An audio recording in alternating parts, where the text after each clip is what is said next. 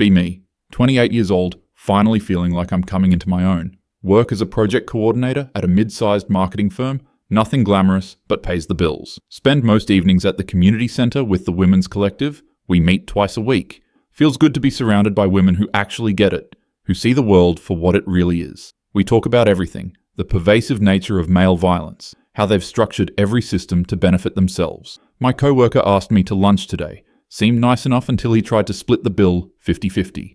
Literally ordered a salad while he got steak and 2 beers. Told him exactly what I thought about men who can't even perform the basic courtesy of paying for a woman's meal. The look on his face was priceless. Just stammered something about equality. Yeah, equality, that's rich coming from someone who makes 30% more than me for the same work.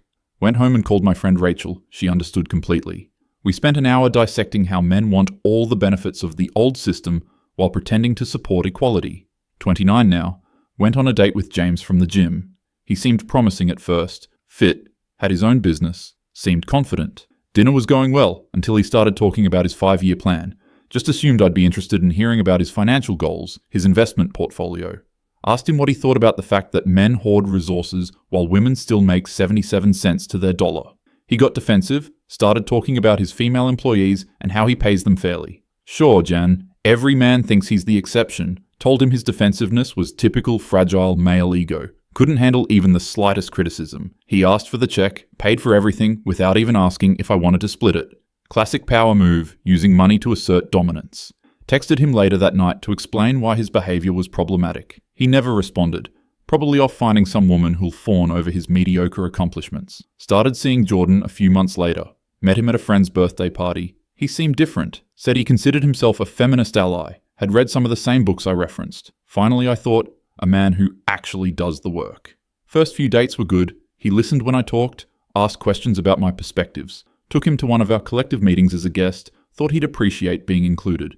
He contributed to the discussion, talked about toxic masculinity and how he was trying to unlearn harmful patterns. Felt weird though, watching him in that space. Something about the way he spoke, performing his feminism for approval. Later told him it felt inauthentic, like he was just trying to get validation from women. He looked hurt, said he was genuinely trying to understand and grow. That wounded look annoyed me more than anything. Told him I needed someone secure enough not to need constant reassurance. He said he wasn't asking for reassurance, just expressing that my accusation hurt. There it was, the fragility I'd been waiting for. Ended things that night. Men really can't handle being held accountable. 31, starting to notice my married friends talk differently around me. They edit themselves, avoid mentioning their partners too much. Like I'm some kind of threat to their relationships just because I point out obvious problems. Sarah announced her engagement last month. Couldn't even be happy for her. Her fiancé is nice enough but completely unremarkable. Works in IT, plays video games. She's settling, obviously. Probably feels the pressure of her age. Tried to talk to her about it. Asked if she was sure she wasn't just conforming to societal expectations. She got quiet, said she loved him, that he made her happy. Happiness? Such a low bar. I expected more from her. Went on a date with Eric, a high school teacher. Thought maybe someone in education would have a more developed social consciousness. He picked me up, opened my car door, the whole chivalry performance. Asked him why he felt the need to perform these outdated gender roles. He seemed confused, said he was just trying to be polite. Told him politeness rooted in patriarchal traditions is still patriarchy. At dinner, he talked about his students, seemed genuinely passionate about teaching. Mentioned how hard it is being a male teacher, how parents sometimes view him with suspicion, how he has to keep his classroom door open during one-on-one meetings, how he's careful never to be alone with female students. Started explaining to him about how those precautions exist because of centuries of male violence, how women have every right to be suspicious, how his discomfort was nothing compared to what women face. He got quiet, just nodded. Asked him why he wasn't engaging with what I was saying. He said he was listening, just didn't know what to say. Typical. Men always shut down when confronted with real issues. Told him I needed someone capable of actual dialogue. He drove me home in silence. Didn't walk me to my door. The audacity, asking me to consider his feelings while refusing to perform basic courtesy. 32, Rachel got married. Didn't ask me to be a bridesmaid even though we've been friends for 6 years. Her sister told me later it was because Rachel was afraid I'd say something during the bachelorette party. Like I'm some kind of monster for having principles. Went to the wedding alone, watched all my friends slow dance with their mediocre partners. Each one of them compromised, settled for men who will probably disappoint them eventually. Matched with David on a dating app, 34, lawyer, seemed intelligent from his profile. Our text conversations were engaging. He could actually construct an argument. Met for coffee, he suggested splitting the bill. Felt like a test, so I agreed. He seemed relieved, said he appreciated that I was genuinely interested in equality. Something about his relief irritated me, like he'd been burned before. Started seeing him regularly. He was careful, measured in how he spoke. Never offered opinions on gender issues unless I asked directly. When I did ask, his answers were always diplomatic, non-committal. Told him his fence-sitting was cowardly, that silence in the face of injustice is complicity. He said he was trying to listen to my perspective without making it about him. Asked why he was so afraid to have a real opinion. He sighed, said every time he expressed a view, I found a way to tell him why he was wrong, that he'd learned it was safer to just listen. The fact that he thought safety was something he needed to worry about in our relationship told me everything. Men really do make everything about them, even conversations about their own behavior. Stopped returning his calls, met someone at my colleague's dinner party. Alex, worked in finance. Tall, confident, had this commanding presence in the room. Everyone seemed to gravitate toward him, men and women. Started talking to him by the drinks table. He was funny, self-assured. Gave me his number without me asking. Just assumed I'd be interested. The assumption annoyed me, but I texted him anyway. Our first date, he made reservations without asking what I wanted. Showed up, and the restaurant was perfect. Exactly my taste. Suspicious that he'd somehow guessed right. He ordered for both of us. Didn't even consult the menu. Interrupted him to tell the waiter I'd order my own food. Alex seemed amused, not embarrassed. That confidence, it was attractive, but also infuriating. Told him his assumption that he could order for me was a perfect example of male entitlement. He laughed. Actual laughed. Said I was probably right. His easy agreement felt condescending somehow. Spent the rest of dinner explaining to him the various ways men assert dominance through small actions. He listened, nodded occasionally, didn't argue. When the check came, he paid without discussion. Didn't even bother asking. Just handled it like it was expected. On one hand, finally a man who understood basic courtesy. On the other hand, the power dynamic it created was uncomfortable. Dated him for 2 months, the whole time felt off balance. He was successful, paid for everything, made decisions confidently. Exactly the kind of traditional masculinity that props up the patriarchy. But also, being with him felt easy in a way I didn't want to examine too closely. Ended it after he mentioned wanting kids someday. Told him I wasn't interested in being someone's broodmare. He said that wasn't what he meant, that he was just sharing his future hopes. The fact that his future hopes included using a woman's body for reproduction was enough. 35 now, starting to notice men don't approach me the way they used to. Probably intimidated by a woman who knows her worth. Most of my collective friends are younger now. The women my age drifted away into relationships and marriages. Find myself being the one with the most experience, the one guiding newer members. Feels important, being a mentor to younger women. Teaching them not to settle, not to compromise themselves for male approval. My mother called today, asking when I'm going to meet someone nice. Told her I'm not interested in meeting someone nice. I'm interested in dismantling oppressive systems. She got quiet, then said she worries about me being alone. Being alone isn't the same as being lonely, I told her. But lately the apartment feels bigger somehow. Catch myself scrolling through social media, looking at wedding photos, baby announcements. These women, trapped in cycles of domestic servitude, and they look happy. The delusion is powerful. Went on a date with Tom, seemed promising from his messages. Showed up, and he was shorter than his photos suggested. Not that height matters, but the dishonesty was annoying. He was nervous, kept fidgeting with his napkin. Asked him about his work. He's a nurse. A male nurse? Interesting. At least he's in a caring profession. He started talking about how hard it's been, being one of few men in his department, how some patients refuse his care, request female nurses, how his co-workers sometimes exclude him from conversations. Began explaining to him about how women have faced workplace discrimination for centuries, how his isolated experience didn't compare to systemic oppression. He nodded, said he understood, just was sharing his experience. The need for validation, it's exhausting. He excused himself to the bathroom, and I could see his hands shaking slightly. Probably anxiety. Men are so fragile now. Came back and seemed different, quieter. Asked if he was okay, he said he was fine. The date ended early, he said he had an early shift. Didn't offer to pay for his half until I reminded him. Can't even handle basic adult responsibilities. 37, had my annual review today. My boss, Jennifer, mentioned that some co-workers find my communication style challenging. Asked for specific examples, she danced around it. Finally admitted that several people, mostly men, have complained that I'm hostile in meetings. Hostile? That's what they call. A woman who doesn't smile and agree with everything. Told Jennifer this was clearly a gender issue, that assertive men are called leaders. She said it wasn't about assertiveness, it was about dismissing others' input. The fact that she's internalized misogyny this deeply is depressing. Didn't get the promotion I was expecting. Sarah invited me to her baby shower. Went out of obligation, watched her open endless pink packages. She's having a girl. Everyone kept saying how lucky she was. Lucky to be bringing another woman into this world to suffer under patriarchy. Held my tongue mostly, until someone mentioned hoping the baby would be pretty like her mom. Couldn't help but point out how we reduce girls to their appearance from birth. The room got quiet. Sarah looked embarrassed. Her husband, mediocre as ever, put his arm around her. She leaned into him like he was protecting her from me. Left early, no one tried to stop me. Started seeing Miles, met him at a bookstore. He was browsing the philosophy section. Seemed thoughtful. We talked for an hour about existentialism, about meaning-making. He asked for my number. Seemed genuine. Our first few dates were intellectual, stimulating. He asked questions, seemed interested in my perspectives on everything. Told him about the collective, about my views on gender and power. He listened carefully, sometimes pushed back gently on certain points. The pushback was annoying, but at least he was engaging. Started spending more time together. He cooked dinner at his place. Noticed he had photos of his daughter on the fridge. Asked about her. He got this sad look. Said he only sees her every other weekend, that the custody arrangement was brutal. How his ex-wife had made allegations during the divorce that were later proven false. But the damage was done. He'd lost time with his daughter he'd never get back.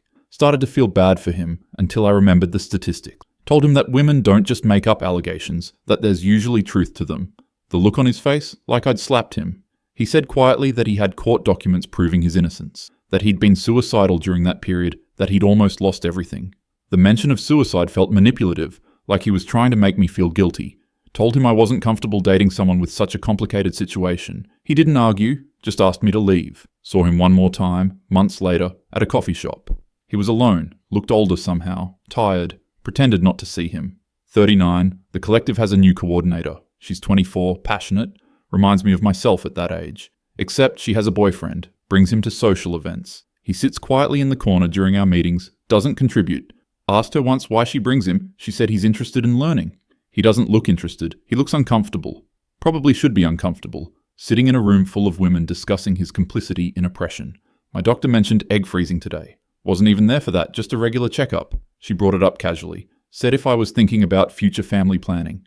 Told her I wasn't interested in conforming to biological imperative. She nodded professionally, made a note in her chart. Drove home and couldn't stop thinking about it. Looked up the costs, the success rates, the age statistics. Closed the laptop and poured a glass of wine. 40. There was a birthday thing. Some friends organised it, mostly younger women from the collective. They were sweet. Got me a cake. Some books they thought I'd like. One of them, Emma, mentioned her boyfriend proposed. She seemed apologetic. Telling me, like she was betraying something. Told her congratulations, tried to mean it. She showed me the ring, a modest diamond, clearly not expensive. He's a teacher, makes barely anything. But she looked thrilled. Asked her the practical questions, about finances, about her career plans. Her face fell a little with each question. She said she knew it wouldn't be easy, but they loved each other. Love. Like that's enough to build a life on. Everyone got quiet after that, the party deflated. They left earlier than planned, probably to go talk about me somewhere else. Scrolling through dating apps feels different now. The men in my age range all specify they want women under 35. The audacity, these balding pot-bellied men thinking they can make demands. Matched with a few, tried to be more open-minded. Met Charles, 43, works in accounting. He was nice, boring, but stable. Talked about his hobbies, his routine, his small apartment. Asked what he was looking for, he said companionship. Someone to share life with. No mention of changing the world, of growth, of consciousness raising. Just wanted someone to watch TV with and split bills. The lack of ambition was staggering. Told him I needed someone with a more developed vision for their life. He said his vision was simple. Find someone kind and build something together. Simplistic. That's what men call it when they refuse to engage with complexity. Met James at a work conference, 45, seemed distinguished. We talked during the networking session. He was intelligent, well-read. Asked me to dinner, chose an upscale restaurant. Finally, someone with sophistication. Conversation was good until he mentioned his divorce. Said his wife left him for someone else, that he'd been devastated. How he'd thought they were happy, that he'd missed the signs. Asked him what signs he missed, tried to understand his role in the failure. He got defensive, said sometimes relationships just end. Pressed him on it. There had to be something he did wrong. His jaw tightened. Said he'd spent years in therapy examining his contributions, that he'd made peace with both his mistakes and the things beyond his control. The therapy mention felt like a red flag. Men in therapy often just learn to manipulate better. Told him I wasn't interested in being someone's rebound. He said it had been 4 years since his divorce. 4 years and he's still processing it. Too much baggage. Rachel invited me to lunch. Just us. Hadn't seen her one-on-one in over a year. She's pregnant with her second. Glowing in that insufferable way. Asked how I was doing. The question felt loaded. Told her I was great. Work was fine. Life was full. She nodded slowly, then asked if I was happy. Happiness is a construct designed to keep women compliant, I told her. She put down her fork, looked at me directly, said she was worried about me, that I seemed angry all the time. Told her I had reasons to be angry, that we all should be. She said anger was exhausting, that she used to feel it too. Used to, like she'd evolved past caring about injustice. Asked her if marriage and motherhood had lobotomized her critical thinking. She flinched, actually flinched, said that was cruel, that I'd been cruel for years and she'd excused it, that every conversation with me was an interrogation, a test she was set up to fail, that her husband was a good man who treated her as an equal partner. Good man, the most damning phrase women use to describe their settling. She paid for her meal and left. Haven't heard from her since. 42. My mother had a health scare. Spent a week helping her after her surgery, staying at my childhood home. My father took care of everything. Cooking, medications, helping her move around. Watched him change her bandages with such tenderness. Asked my mother once, while Dad was out getting groceries, if she ever felt diminished by needing help. She looked confused, said she'd done the same for him when he had his knee surgery. That partnership meant supporting each other, the simplicity of her worldview. It must be comforting to never question anything. Tried therapy myself, thought maybe I needed to process some things. The therapist, a woman in her 50s, listened to me describe my dating experiences, asked what I was looking for in a partner, listed my requirements, someone successful but not materialistic, confident but not arrogant, someone who respected women but didn't perform feminism, who was masculine but not toxically so, someone emotionally available but not needy, who could lead but not control. She asked how many people I thought could thread those needles. Told her that's exactly the problem. Men refuse to do the work of becoming better. She asked if I'd considered that some of these requirements contradicted each other. That confidence and leadership were often read as arrogance and control. That emotional availability required the vulnerability I seemed to punish. Felt attacked. Told her she clearly had internalized some things she needed to examine. Didn't go back. Emma's wedding was beautiful. Small ceremony, just close friends and family. Her teacher husband cried during the vows. The crying felt performative, but everyone else seemed moved. At the reception, watched them dance, watched her father give a toast. He talked about how his daughter had found a good man, wanted to stand up and object to the reduction of marriage to finding a man, but couldn't bring myself to ruin her day. She looked happy, genuinely happy. They left early, laughing, his hand on her lower back. Proprietary touch, ownership disguised as affection. Drove home alone, the apartment was dark. Sat in the car for 20 minutes before going inside. 43. Started noticing things I'd dismissed before. The homeless man outside my building who's been there for 2 years, everyone walks past him. Asked him once why he didn't go to a shelter. He said the men's shelter was full, always full, that there's a waiting list, that the women's shelter had resources, counseling, job training. The men's shelter had cots and meals if you were lucky. Told him about structural inequality, about who built the systems that failed him. He just nodded, said he was too tired to think about who to blame. Started bringing him coffee sometimes. He was always polite, always said thank you. Learned his name was Robert, that he'd been an electrician. Got divorced, fell behind on child support, lost his license, lost everything. Hasn't seen his kids in 5 years. Asked if he'd tried to fight the custody arrangement. He laughed, bitter. Asked with what money, what address, what standing. Said the system assumed he was dangerous until proven otherwise. And by the time you prove otherwise, your kids don't remember you. Matched with someone age appropriate finally, 44, works in construction management. His profile was sparse, but he looked kind. Met for coffee, he was nervous, admitted he wasn't good at dating, said he'd been focused on work, on taking care of his aging parents. Asked about his parents, he said his dad had dementia. His mum couldn't handle it alone, so he'd moved back in to help. Been doing it for 3 years, sacrificing his own life for family, the trap of duty. But something about the way he talked about his father, the gentleness. We dated for a few weeks, he was consistent, showed up when he said he would.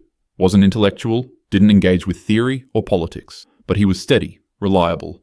Until one night he broke down, just started crying over dinner. Said he was exhausted, that watching his father deteriorate was killing him, that he had no one to talk to about it, that his friends had stopped calling, that he felt guilty for being tired, for sometimes wishing it would just end. The vulnerability was overwhelming, uncomfortable. Didn't know what to do with a man crying in a restaurant. Told him he should probably talk to a professional about this. He looked at me like I'd suggested something absurd, said he was talking to me, that he thought we were close enough. The pressure of being someone's emotional support, it was too much. Told him I thought we wanted different things. He wiped his face, nodded, said he understood, paid for dinner and left. Texted me later, apologizing for making me uncomfortable. The apology annoyed me more than the crying. Blocked his number. Jennifer called me into her office. There's going to be restructuring. My position is being eliminated. They're offering me a different role. Reports to someone 5 years younger than me. A man. Told Jennifer this was clearly discrimination. She pulled out documentation, years of HR complaints, performance reviews. My communication challenges had created a hostile work environment. Hostile. That word again. Took the severance package. Didn't fight it. Wasn't worth the energy. 45. Unemployment gave me time to think. Started noticing patterns in my own behavior I'd been blind to. How I'd approach every conversation with men as a battle to be won. How I'd find fault in whatever they did, even when they were trying. James paying for dinner was sexist. Jordan not offering to pay was cheap. Eric's protectiveness was patriarchal. David's lack of initiative was weak. Alex's confidence was entitlement. Tom's nervousness was fragility. Found old journals from my 20s. Read through them. Saw the evolution of my thinking. There was an entry about a guy I dated briefly at 26, before the collective. Wrote about how he made me laugh. How safe I felt with him. He'd wanted to get serious. I'd gotten scared and ended it. Told him I wasn't ready, that I wanted to focus on myself. Wonder what happened to him. Looked him up on social media. Married, 2 kids, looks happy. His wife's profile is public. Photos of family trips, school plays, ordinary life. She looks unremarkable. Works as a dental hygienist. Nothing special about her except she was probably capable of accepting love. The new coordinator at the collective asked me to speak at an event. Topic was maintaining your standards in a world that wants women to settle. Prepared my talk. All the usual points about refusing to compromise. Stood in front of 30 young women and started speaking. Saw their faces, eager and angry, and so sure. Saw myself at 28, believing I had it all figured out. Got halfway through and stopped. Asked them instead what they thought partnership meant. One said, equality. Another said respect. Another said refusing to accept less than you deserve. Asked what they were willing to give. The question seemed to confuse them. Asked if they'd ever considered what men struggle with. You could feel the room turn cold. One woman said men created their own struggles through patriarchy. Asked if she'd ever spoken to a man about his actual experience. She said she didn't need to. The data spoke for itself. Saw myself in her certainty. In her refusal to see individuals beyond the category. Finished the talk on autopilot, left early. Started seeing men differently after that. The guy at the coffee shop who always looked exhausted, wedding ring on his finger. Working 2 jobs probably, trying to provide for a family. The father at the park with his daughter, hyper aware of not getting too close to other children. How he positioned himself where everyone could see him, protecting himself from suspicion. Robert outside my building, invisible to almost everyone. Asked him once what he missed most. Expected him to say his house or his career. He said being touched, not sexually, just any human contact. Said it had been years since anyone had touched him with kindness. That being homeless made you untouchable. Being a man made you unworthy of care. Shook his hand, held it for a moment. He cried. Tried dating again with different intentions. Matched with someone. 46, high school history teacher. His profile mentioned his dog, his love of hiking. Nothing about success or status. Met him at a trail. Walked for 2 hours. He talked about his students. How many of the boys seemed lost. How they had no framework for healthy masculinity. No models to follow. How the girls were encouraged and supported while the boys were treated as problems to be managed. How 3 former students had died by suicide in the past 5 years, all boys. Asked what he thought the solution was. He said he didn't know, that admitting you didn't know was seen as weakness, that men were supposed to have answers, be strong, provide solutions. But sometimes you're just lost and scared and pretending you're not. Didn't offer my usual commentary. Just walked beside him and listened. We dated for a few months. It was different. He wasn't perfect, had his own baggage and scars, but he was genuine, present, trying. Asked him once what he wanted from a relationship. He said someone who saw him, who didn't need him to be anything other than himself. The simplicity of it struck me. All my requirements and standards and tests. Had I ever just tried to see someone? Brought him to a collective meeting against my better judgment. He sat quietly, listened to everything. One of the younger women asked his opinion on toxic masculinity. He said he thought the term was useful for describing harmful patterns, but counterproductive for reaching men who needed to hear it. That telling someone their fundamental nature is toxic just makes them defensive. The room erupted, voices talking over each other. He didn't defend himself, didn't argue back. Later I asked why he stayed quiet. He said those women didn't want a dialogue, they wanted a confession. and he'd learnt that some conversations aren't meant to be won or lost. Broke up with him 2 weeks later. Told him it wasn't working, that we were too different. He asked what changed. We'd been good together. Couldn't articulate it. Just knew I'd sabotage it eventually anyway. He accepted it with a sad resignation that seemed practiced, like he'd expected it all along. 46. The apartment is too quiet. Work at a new company. Keep my head down. Don't engage in office politics. My co-workers are polite, distant, professional. Spend evenings scrolling through social media, watching other people's lives. Sarah posted photos from her daughter's birthday party. The little girl is 4 now. Never met her. Was never invited. Emma announced her pregnancy, glowing in the photos with her teacher husband. His hand on her belly, protective and tender. The collective continues without me. I stopped going months ago. The certainty I used to feel there started feeling hollow. All that anger, all that analysis, and where did it leave me? My mother asked me to come for dinner tonight. Just family, she said. Nothing special. Sat at the table with my parents, watching them move around each other with practiced ease. 47 years of marriage, of compromise, and sacrifice, and choosing each other. Asked my father what made it work. He looked at my mother, smiled, said they decided to be on the same team. That marriage meant sometimes you're wrong, and you admit it. Sometimes your needs come second, and you accept it. Sometimes you're tired and hurt and frustrated, and you stay anyway. My mother added that it meant seeing each other's humanity even when it's hard.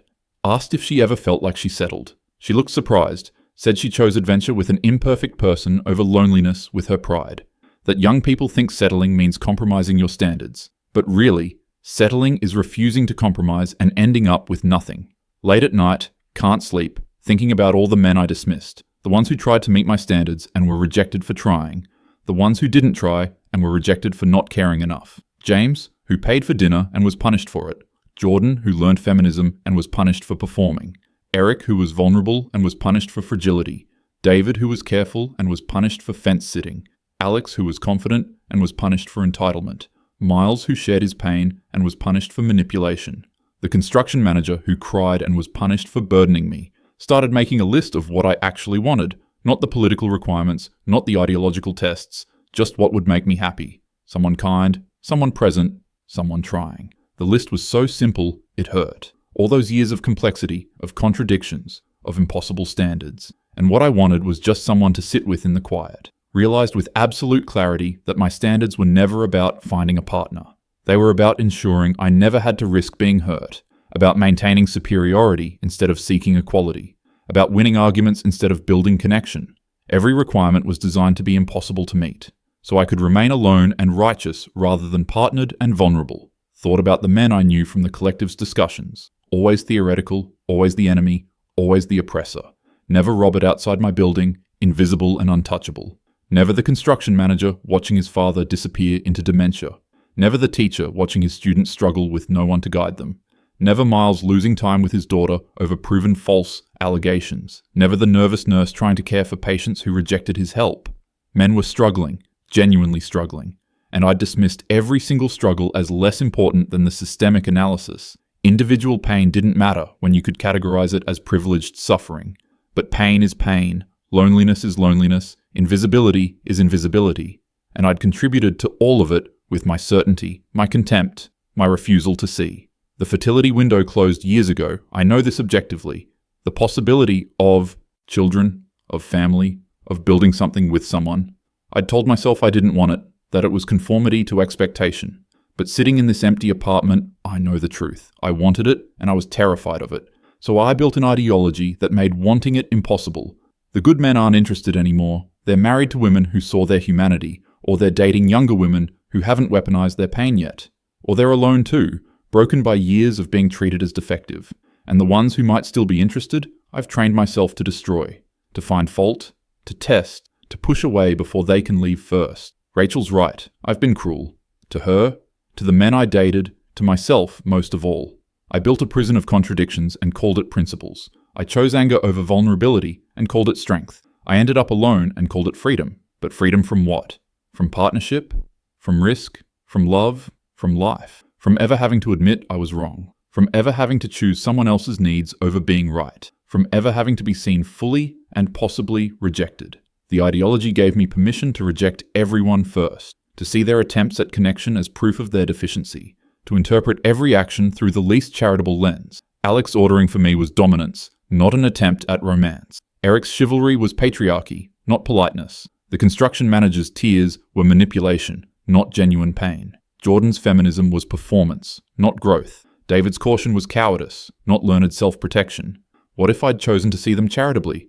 What if I'd extended the grace I demanded for myself? What if I'd accepted that imperfect people are the only kind that exist? Too late now. The realization comes too late. The men who tried are gone, married, moved on, or too wounded to try again. The collective continues without me, training new women in the same certainties. My friends have built lives I mocked and secretly envied. The career I sacrificed relationships for ended in severance and restructuring. Sitting here at 46 with wisdom that would have changed everything at 28. Understanding now that men were struggling under the same systems in different ways. That their pain wasn't less real because it was different from mine.